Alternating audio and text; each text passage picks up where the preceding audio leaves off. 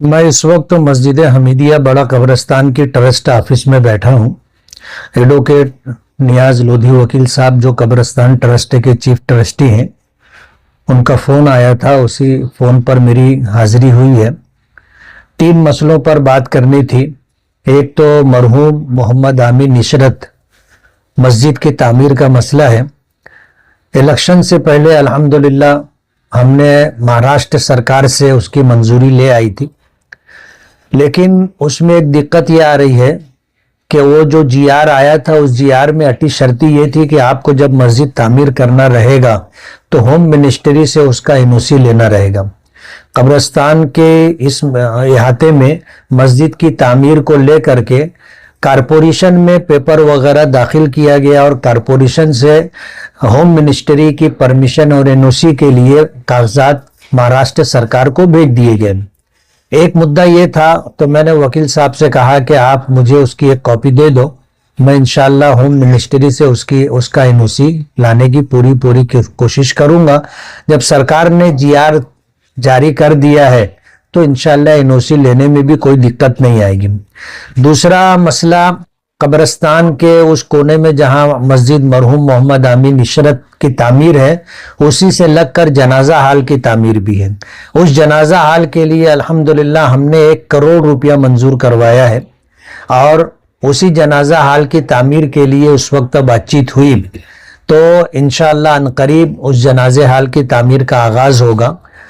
तीसरा मसला ये था कि शब बारात सर पर है और कब्रिस्तान की साफ सफाई, घासों की कटाई और लाइट वगैरह का सही नज्म, ये जो मसला था कारपोरेशन से रिलेटेड, कारपोरेशन में कमिश्नर को लेटर दे दिया गया है। ऐसा हम लोगों का मशवरे में तय हुआ कि कमिश्नर को यहीं कब्रिस्तान की ऑफिस में बुला लेंगे और कब्रिस्तान का दौरा करवाने के बाद लाइटिंग का मसला और साफ सफाई का मसला शब बारात के लिए हम लोग इंशाअल्लाह करवाएंगे। इन 3 मुद्दों पर बात हुई है और इंशाअल्लाह तीनों मसले बहुस्न खूबी इंशाअल्लाह तकमील के मराहिल तक पहुंचेंगे, ऐसे हमें अल्लाह की ज़ात से उम्मीद है। अल्हम्दुलिल्लाह, अल्लाह का बहुत बहुत शुक्र एहसान है कि हमारे इस शहर के बड़े कब्रिस्तान के ताल्लुक़ से हमेशा से मुफ्ती मोहम्मद इस्माइल कासमी साहब, हमारे शहर के हदीस एमएलए, हमेशा अपनी तवज्जो देते हैं और हमारे हर काम में बहुत खूबी आप ख़ुद आकर इसमें काम में पूरी दिलचस्पी लेते हैं। पिछले साल हमारे कब्रिस्तान की जो मेन रोड है अंदर की, मौलाना आमीन इशरत मस्जिद से लेके मौलाना इसाक साहब की दरगाह तक का जो दरवाज़ा है, यहाँ तक के एलईडी लाइट लगवाया आपने अपने फंड से। इसके बाद आमीन इशरत मस्जिद के ताल्लुक़ से हमेशा से इन्होंने हमारी पूरी मदद की है और यहाँ से लेकर गवर्नमेंट मंत्रालय तक के इसकी हर तरीके की कोशिश की, जिसको जैसे हमें लैंड अपने अर्बन डेवलपमेंट कॉर्पोरेशन से हमको परमिशन मिला कि मस्जिद बनाने में कोई तकलीफ़ नहीं है। अब एक दूसरे जो एक आर्ट है उसके अंदर लगी हुई है कि उसको गृह मंत्रालय से, होम डिपार्टमेंट से उसका नो ऑब्जेक्शन लेने के बाद मालेगांव म्युनिसिपल कॉर्पोरेशन हमको परमिशन देगा। इस सिलसिले में अभी मुफ्ती साहब से हमारी ट्रस्ट ऑफिस में कब्रिस्तान की बातचीत हुई और उन्होंने इस बात का इरादा किया है कि इंशाअल्लाह उल अज़ीज़ क्रिसमस की छुट्टियों के बाद बॉम्बे हम उनके साथ हमारा एक वक्त जाएगा ट्रस्ट लोगों का, और हम होम डिपार्टमेंट में इस ताल्लुक़ से बात करेंगे। ज़रूरत पड़ी तो चीफ मिनिस्टर जो हैं फडणवीस साहब से भी मुलाकात करेंगे, क्योंकि हमारे शहर के काम के लिए हमको किसी से भी मिलना जुलना या हमको किसी से कोई एतराज़ नहीं है, चाहे वो कोई भी पार्टी का हो।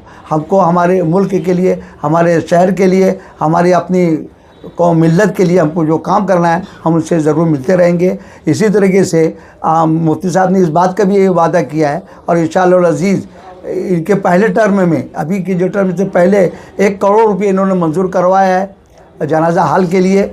अब वो रिलीज़ होने के लिए रुकी हुई है और इंशाल्लाह उसकी भी कोशिश करेंगे। जो ही वो पैसा रिलीज़ होगा ये काम भी हमारा शुरू हो जाएगा।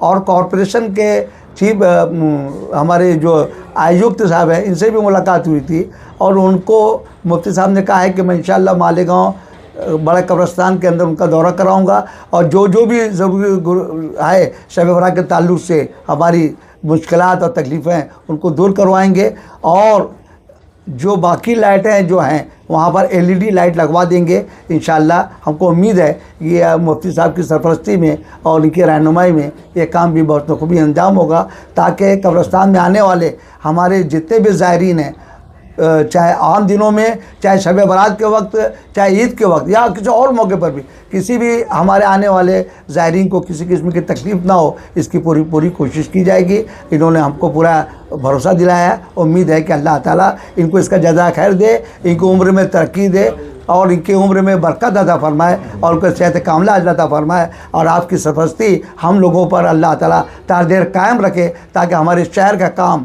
تعمیری کام ہر طریقے سے ہوتا رہے۔ الحمدللہ۔